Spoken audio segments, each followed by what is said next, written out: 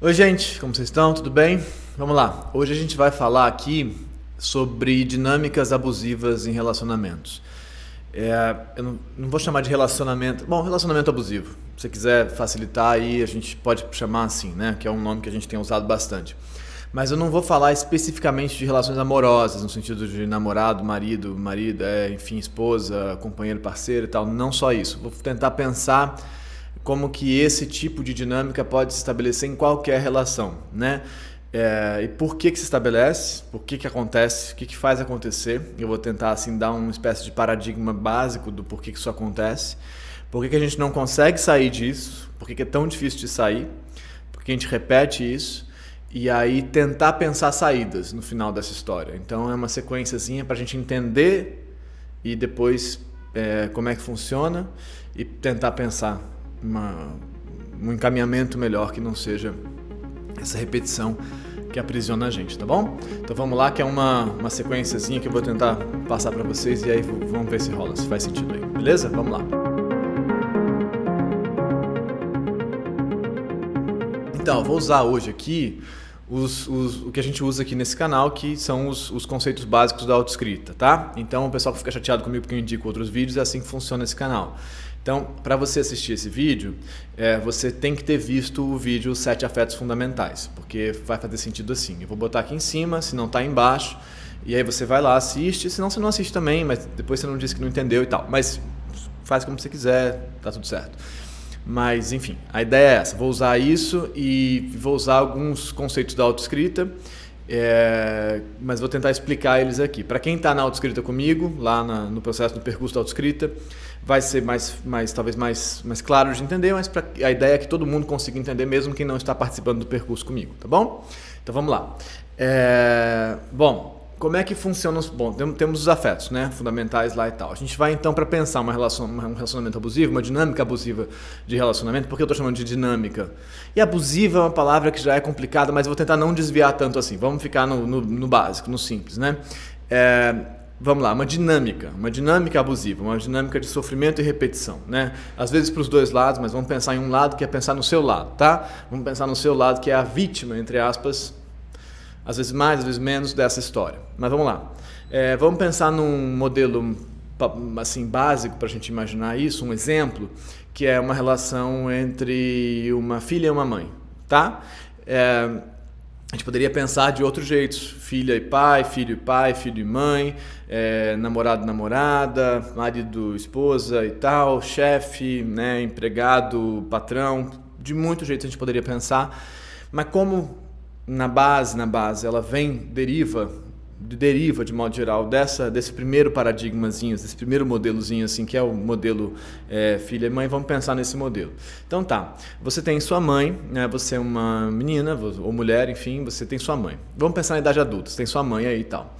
E aí a sua mãe, ao longo da sua vida inteira, te agrediu, te diminuiu, te criticou de maneira muito violenta, talvez sem bater em você, mas de maneira muito violenta, dizendo que você não é boa o bastante, que você não consegue, que você não serve pra nada, que tudo mínimo que você tem que fazer era conseguir estudar, trabalhar, alguma coisa da vida, ou conseguir um namorado, alguma coisa assim, nem isso você consegue. E que ela te deu tudo, ou que ela perdeu a vida dela para cuidar de você, que ela, enfim, se arrepende, que não queria que você não tivesse nascido, qualquer coisa que ela te diga que te ponha numa situação de crise, de conflito, né?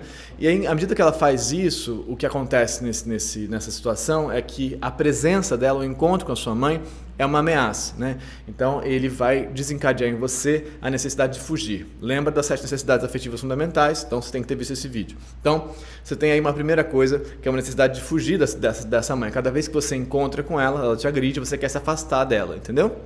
Então, seria muito simples, se fosse simples, você então tem que se afastar da sua mãe e resolver a vida. Bom, beleza, mas nem que você se afasta da sua mãe, você então sente uma angústia, um vazio, uma coisa horrível dentro de você, um abandono, né? E aí aqui a gente está então experimentando a dor, essa dor desse pânico, dessa separação, tem a ver com a nossa necessidade de ser amado.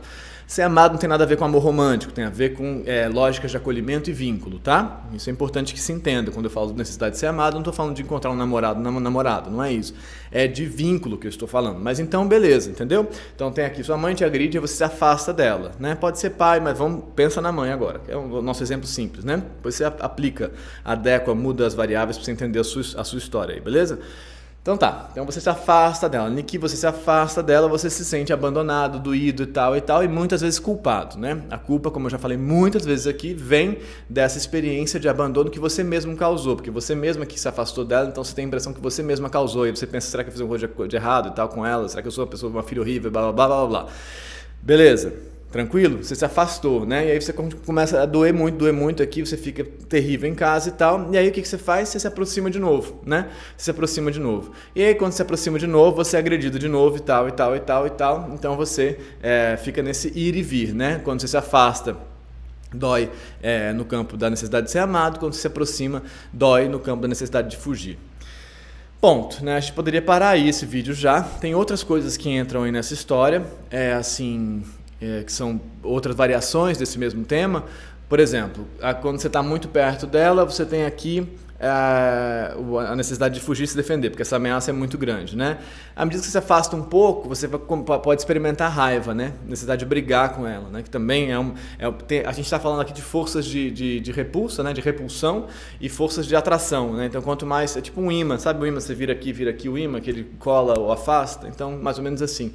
Então, a necessidade de fugir é uma força de repulsão, a necessidade de ser amado é uma força de atração, né? Então, você tem essas duas coisas em relação ao mesmo outro, né? Ao mesmo objeto, como a gente fala na psicanálise, em relação a esse mesmo outro, você tem essas duas forças funcionando, esses dois vetores ao mesmo tempo funcionando em você.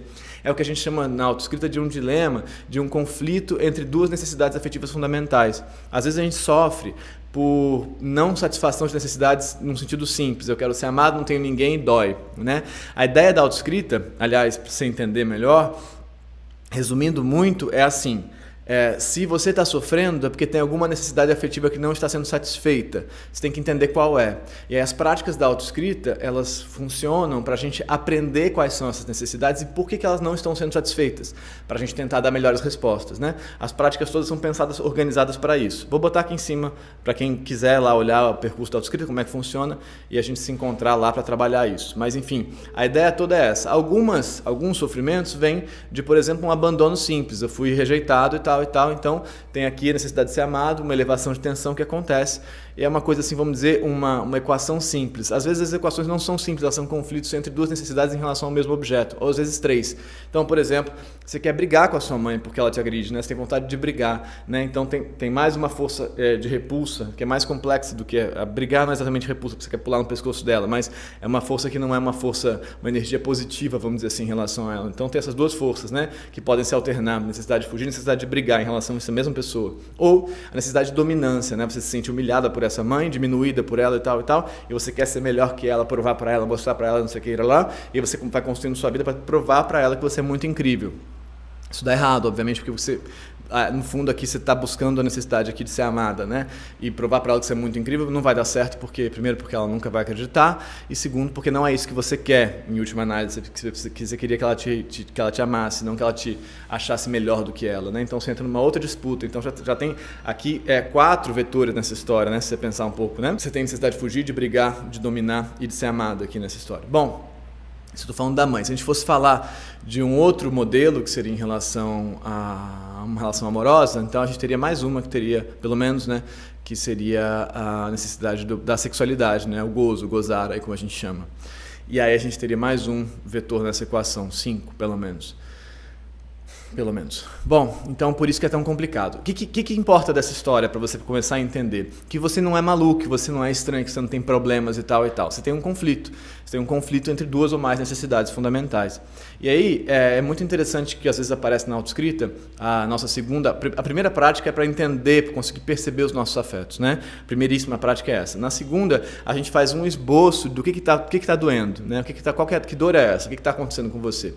E esse esboço, dependendo do lugar onde você está nesse desenho, do momento onde você está, ele pode vir em modelo de ansiedade, eu fico ansiosa com encontros familiares e tal, muitas vezes vem aqui, e aí a gente está falando da necessidade de fugir, né? Muitas vezes a gente vem, o esboço, que é essa primeira exploração desse afeto, vem aqui, o abandono, me sentir sozinho, triste, sem sentido e tal, vem aqui um modelo de pânico ou depressão também pode aparecer aqui desse lado, né? São duas etapas do mesmo processo, né? O pânico e a depressão. Como eu já falei muito também, mas posso voltar a isso. Enfim, então dependendo de onde você está na sua historinha, vai aparecer assim em modelo de ansiedade ou em modelo de abandono, né? Mas no fundo a gente está falando do mesmo desenho, do mesmo complexo, né? Vamos dizer assim, desse mesmo quadro, talvez desse mesmo motivo que se repete, né? Vai para cá, dá vontade de ir para cá, vai para cá, dá vontade de ir para cá. Bom, enfim, com isso eu espero que você entenda o que é que está acontecendo com você, né? Por que isso acontece, e entenda que você não é uma pessoa ruim, não é uma pessoa escrota, não quer se fazer mal. Às vezes a gente vai muito para esse lugar, né, desse discurso da autossabotagem, que eu acho que faz muito mal, porque não é sobre isso. Você está tentando, só que você tem um problema, né? Você tem um problema. Então esse desenho é o problema. Esse desenho que se estruturou assim é o problema. E aí milhares de vezes você vai repetir isso ao longo da vida em outras relações. A gente pode voltar a isso num vídeo mais para frente, que tem a ver com amor, né, especificamente, não só, mas muito fortemente com o amor. Mas aqui a gente entende o modelo básico dessa história. Não necessariamente você ter uma mãe assim implica que você vai namorar pessoas assim. Isso não é assim, né? Sim, então, a lógica não é de causalidade direta, é mais complicado do que isso. Mas beleza. Então aí, entendido isso tudo, como é que a gente pode pensar, como é que a gente faz para sair dessa história, né? Como é que a gente pode conseguir sair dessa história? Aí, que opções que você tem? E aí é muito interessante, uma coisa que eu falo sempre, assim, sempre que em algum atendimento na vida, em algum texto, em algum lugar, mas o que eu faço? As pessoas me perguntam, o que eu faço? Como se eu fosse capaz de dizer, né? E aí eu vou explicar agora para você entender por que não tem uma resposta certa, não tem uma saída certa, não tem a solução certa, exatamente porque é uma dinâmica, né? Por isso que eu estou dizendo isso, que é uma dinâmica de ir e vir e que tem momentos nessa dinâmica. Você tem que perceber esses momentos para entender como é que você lida com eles. Então, continue a nadar, né? Nesse sentido do Procurando o Nemo. Não tem assim uma solução para as coisas são, né, processuais mesmo. A gente vai continuar solucionando, tentando solucionar, continuar. Não tem uma solução estática, estanque, que você resolveu e essa é a melhor resposta. Não tem a melhor resposta, é uma ilusão, uma fantasia de que você vai achar uma solução para as coisas. Mas tá, aí então, vamos dizer assim, as opções claras, mais simples que tem de pensar, né? Bom, você pode se afastar da sua mãe, né? Você pode se afastar da sua mãe e tal, e falar, não, eu preciso ficar longe dela. E que você se afasta, você sente falta dela, você se sente culpado, se sente abandonado, e se ela morrer, o que vai acontecer? Enfim, milhares de coisas que as pessoas pensam quando se afastam dos pais, ficam sem falar com eles, né? Ou se fosse no campo amoroso, não estou perdendo o grande amor da minha vida, poderia ter uma virada de mesa, tudo isso poderia mudar. Enfim, mas isso é um outro modelo, parecido, mas a culpa se estrutura, a fantasia se estrutura de um jeito um pouquinho diferente, porque entra a narrativa amorosa na história. Mas tá, então você se afasta para cá e dói, né? Então você fala, então essa solução é uma solução possível, se afastar. Não é tão boa porque dói a necessidade de ser amado. E aí você se aproxima, né? Você se aproxima, fala, tem que me aproximar, e aí dói a necessidade de fugir. E aí, nesse sentido, a solução prática de afastar ou, né, só aproximar, não resolve. Então, você teria então que pensar que eu tenho que entender que eu posso me afastar e sobreviver, porque eu não dependo mais dessa mãe, né? Então, eu posso me afastar e ter uma sobrevivência sem ela, né? E elaborar essa dor, né? Elaborar essa perda. E a gente vai entrando nas histórias de elaboração. O que é elaboração? É entender que a realidade, em última análise, fazer um luto do seu luto narcísico, né? A realidade não corresponde à sua necessidade. Então, elaborar a ideia de que essa mãe não vai te dar a atenção que você quer. Entender isso, entender de fato isso. E aí, mais do que se afastar ou se aproximar, onde quer que você esteja nesse ir e vir, entender que longe vai doer, mas tudo bem, é assim mesmo, e você vai sobreviver, você não vai morrer como se fosse uma criança. E perto, ela te agride, mas você também não vai morrer, você também não vai ser destruído, porque essa humilhação que ela faz com você também não te destrói. É a opinião dela, ela não é a totalidade do universo como era antes, né? Então, você consegue, às vezes, né, fazendo esse procedimento, relativizar a importância dessa figura tão potente que é a mãe, né? Então, afasta e aproxima, não resolve, mas consegue elaborar um pouco e tal. Tem uma outra opção, né, uma terceira opção, e nenhuma delas exclui a outra, né? Assim, né, afasta, aproxima, elabora. Uma terceira opção que é, bom, e se eu conversar com ela? Isso é uma coisa que eu tenho muito cuidado para falar, porque a gente, de modo geral, atende uma pessoa só, a gente não atende famílias, né? Tem gente que atende famílias, eu não atendo famílias, mas porque nem sempre dá para conversar, né? E várias vezes não dá para conversar, várias vezes sua mãe não vai mudar e tal. Mas, muitas vezes, a gente acha campos de diálogo.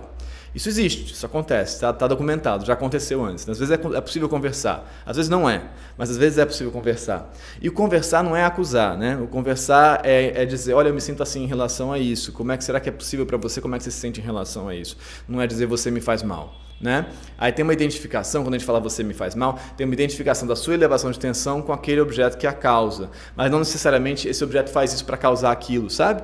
Então tem uma mistura que a gente faz, né? É assim, eu me sinto mal, logo ela é a vilã, né? É assim a noção de projeção, né? Eu sinto esse troço aqui em mim, ela é esse troço, né? Que faz isso. Então, o diálogo é um processo complexo, né? Também não tem fórmula para diálogo. Tem que falar assim, assado, tem a frase que tem que ser feita, que assim, não tem fórmula para diálogo. Por isso que é complicado.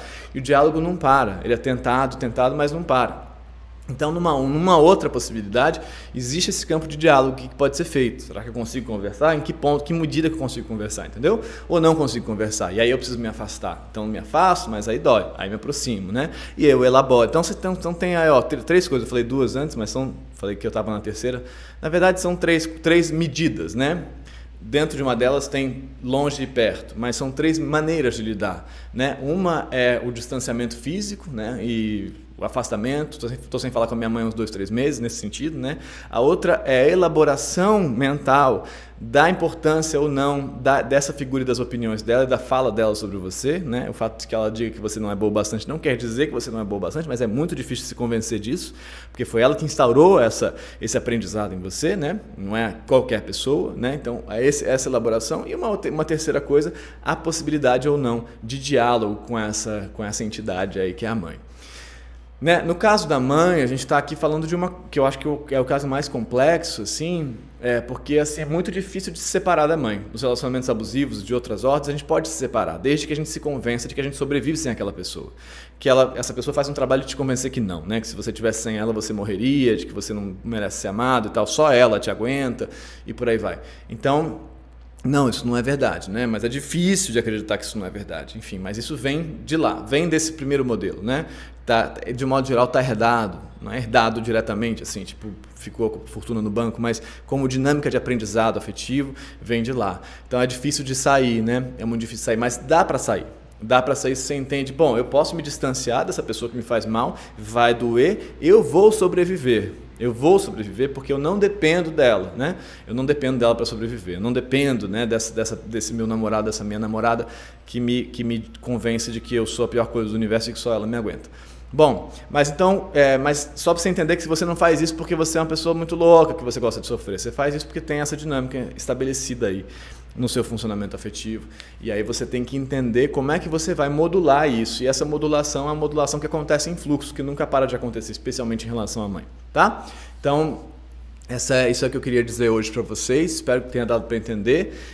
Para entender a complexidade, quando a gente, por exemplo, fala na autoescrita de qual que é esse episódio de angústia, qual que é a necessidade, qual que é o obstáculo, né? Quando a gente fala nesses termos na autoescrita, né? Necessidade e obstáculo, né? Então, porque necessidade afetiva não satisfeita e o obstáculo para satisfazê-la. É assim que a gente está pensando em uma das práticas. Depende de onde você está olhando. Você está olhando na necessidade de fugir quando você está perto, ou você está olhando na necessidade de vincular quando você está longe. Enfim, ou de dominar, ou de brigar, assim, isso vai variando. Essas coisas formam complexos e dinâmicas de ires e vires, tá bom? Mas pensa aí, vê se dá para entender e vê se você consegue modular possibilidades de encaminhar isso melhor. Espero que tenha dado para entender. Me digam aí se bateu, se rolou, se fez sentido.